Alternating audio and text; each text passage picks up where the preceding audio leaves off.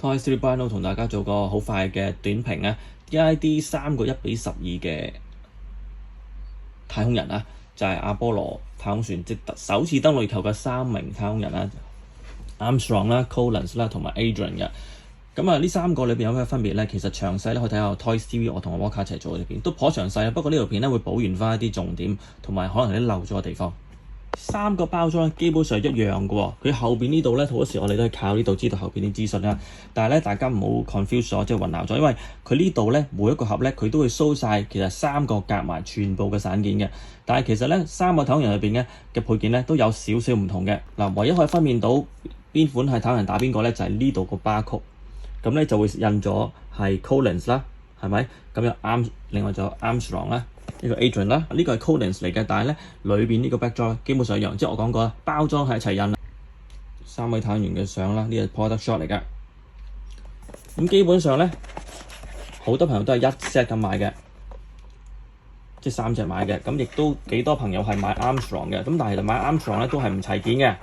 好啦，呢個係比較少配件嘅一個 Collins 啦，因為咧其實佢喺個登陸艙上面一路駐守嘅，就冇落到月球表面，所以咧佢係冇外太空嗰件衫嘅。你見最大分別就係個背囊同埋個頭盔啦，佢有裏邊機械人日常要戴住嘅帽啦，保暖帽或者係有啲咪嘅帽啦，同埋呢個咧喺真空狀態或者艙裏邊冇氧氣嘅情況之下要戴嘅一個基本頭盔啦，呢啲袋啦，同埋佢有部攝影機嘅。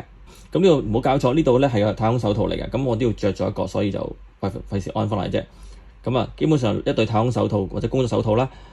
基本太空衣啦，呢啲即係有啲儀器啊，可能係駁嗰啲氧氣部分嘅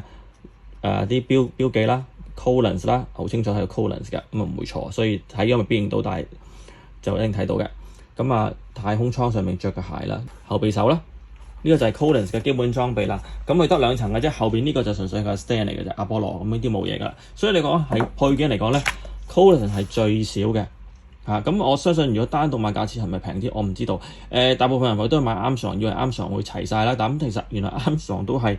未係，如果你要真係儲配件嘅就未好完整嘅。